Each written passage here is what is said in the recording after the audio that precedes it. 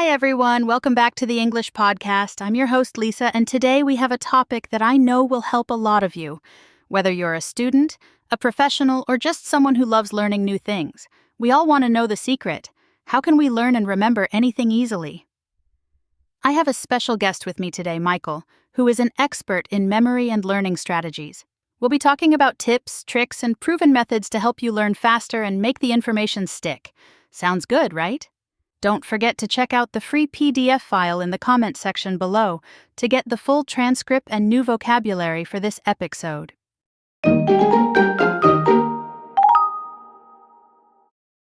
Hey Lisa, thanks for having me.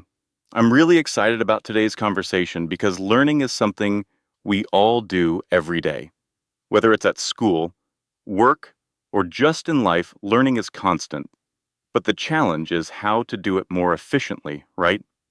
Exactly. I think everyone wants to know the secret. Sometimes we read something and the next day it's gone, but today we're going to change that. So stay tuned because by the end of this episode, you'll have the tools to make learning easier and more fun. So, Michael, let's dive right in. We all know that learning can sometimes feel hard or overwhelming, but are there really ways to make it easier? Absolutely, Lisa. The truth is, learning is a skill, just like playing a musical instrument or a sport. And like any skill, the more you practice the right techniques, the better you get. One key technique is called spaced repetition. Spaced repetition? What's that?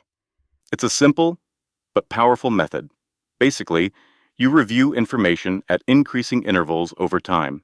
For example, instead of cramming all your study into one night, you review it today, then again in 2 days, then a week later. This strengthens your memory because you're allowing time for the information to settle in your brain. Wow, that makes sense. It's like letting the information breathe a little. Exactly. It's like planting a seed. If you water it a little every few days, it grows stronger than if you drown it with water all at once. Studies have shown that spaced repetition is one of the most effective ways to remember things long term. That's a great tip. So, what about when we're trying to learn something that feels too complex or difficult to understand? What should we do? When information feels overwhelming, it helps to break it down into smaller, manageable parts. This is called chunking. For example, if you're trying to memorize a long number like 147852369, it's much easier to remember if you break it into chunks like 147852369. The same applies to studying. Instead of trying to memorize 10 pages of notes in one go, break it down into smaller sections. I love that. It feels less scary when you break things down. Do you have any examples of people using these techniques? Sure, let's take language learning as an example. People who are learning a new language often feel overwhelmed by all the new words and grammar rules. But if you learn just 5 new words a day and review them using spaced repetition, you'll remember more in a month than if you try to learn 100 words in one day. Slow and steady wins the race. That's really motivating. What about memory tricks? I've heard people use something called memory palaces. Is that real? Yes, memory palaces are another powerful technique. The idea is to visualize a place you know well, like your home, and associate each room or object with a piece of information you want to remember. Let's say you're trying to memorize a shopping list. You might imagine putting apples in your living room, bread in your kitchen, and milk in your bathroom. When you mentally walk through your house, you can see the items in each room. That's such a cool way to remember things. I've got to try that. So basically, it's all about being creative with how we store information in our minds? Exactly. The more you involve your imagination, the easier it is to recall information. Our brains love patterns and images, so using techniques like the memory palace makes it fun and effective. And I guess that's why sometimes we remember random things that we associate with strong emotions, right? Like I can remember the name of my teacher from 3rd grade, but I forget where I put my keys yesterday. Yes, exactly. Our brains are wired to remember things that have emotional connections or strong images. So, if we use that to our advantage, learning can become a lot easier. For example, if you're trying to remember a boring fact for an exam, try to connect it with something funny or strange. The weirder the connection, the more likely you'll remember it.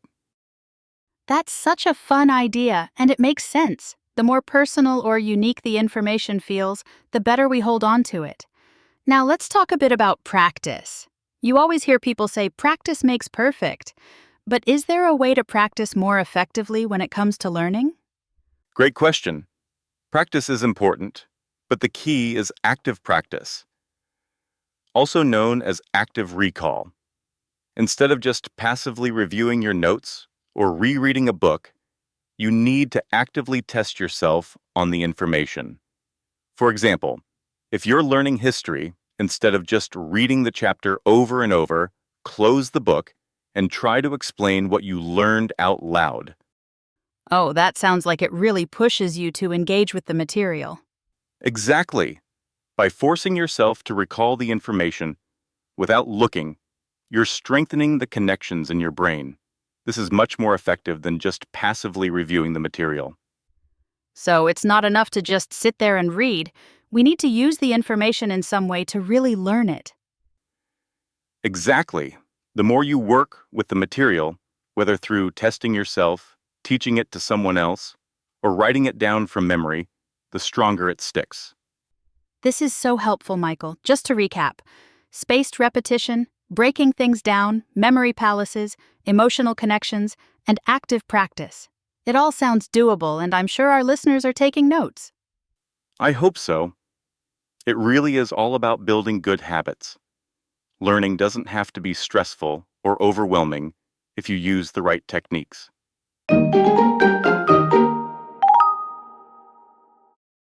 All right, it's time for our fun fact of the day. Michael, do you have something surprising for us?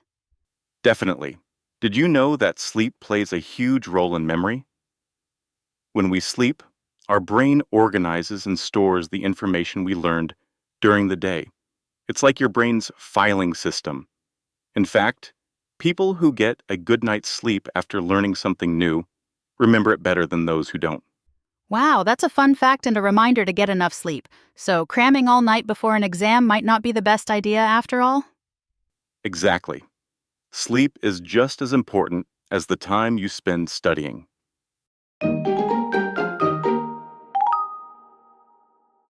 Michael, thank you so much for all these amazing tips. I've learned a lot today, and I'm sure our listeners have too. Just to recap, spaced repetition, breaking things down into smaller chunks, using memory palaces, and of course, getting enough sleep. These are all ways to learn and remember things more easily. It's been a pleasure, Lisa. I hope everyone listening gives these techniques a try. Remember, learning doesn't have to be hard. It just takes the right strategies and a little patience. Well, that's all for today, everyone. If you found this episode helpful, don't forget to like, share, and subscribe to our channel. Also, leave us a comment below. What's one thing you're trying to learn right now? We'd love to hear from you. Thanks for tuning in to English Podcast, and we'll see you next time with more tips to help you grow and learn in every part of your life. Bye for now. Bye, everyone. Keep learning. Now it's time to learn some important vocabulary related to the topic. The first word of today is spaced repetition. It means a learning technique where information is reviewed at increasing intervals to help retain it longer. Example, using spaced repetition. Emily reviewed her vocabulary words every 2 days, then every week, to ensure she remembered them for her exam. Next word is chunking. It means a strategy of breaking down large pieces of information into smaller, manageable parts to make it easier to remember. Example, by chunking the long phone number into smaller groups, Jake could easily memorize it. Next word is memory palace. It means a mnemonic device where you visualize a familiar place and associate information with different locations in it. Example, Sarah used the memory palace technique to remember her shopping list by placing items in different rooms of her house in her mind.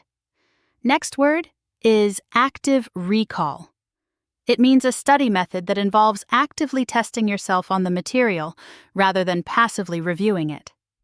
Example: instead of rereading the textbook, John used active recall by closing the book and trying to explain the concept to himself. Next word is cognitive load. It means the total amount of mental effort being used in the working memory.